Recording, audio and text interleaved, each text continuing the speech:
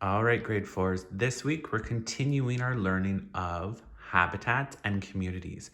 So, if you remember from last week, a habitat is an environmental area where an animal or plant lives.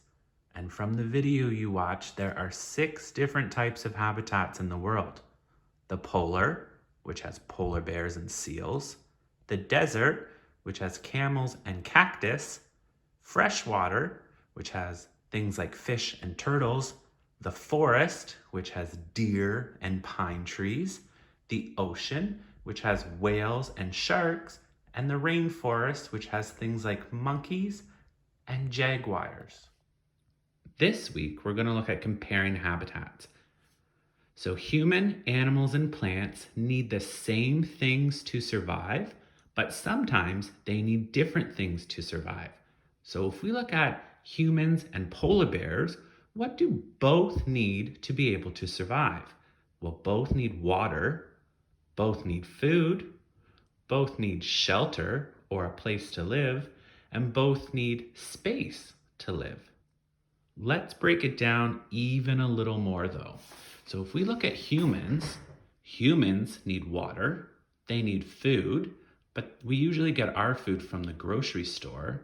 We need shelter, which is normally a house. We need space to live, which has things like grass, trees, and rivers. Is there anything else that you can think of that humans need in order to be able to survive? So, what does the polar bear need in order to be able to survive? Well, a polar bear also needs water. It also needs food, but the polar bear eats things like seal and fish. It needs a shelter, which is usually a cave. It needs a space to live with lots of ice because we know the polar bear loves a cold environment. It can't survive in the desert, it's too hot. And a polar bear also needs lots of fur and blubber, which is the fat, in order to keep it warm from that cold, cold weather.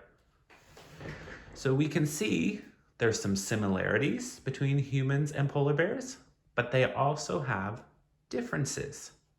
So on the next slide, I'm going to get you to compare humans to an animal of your choice.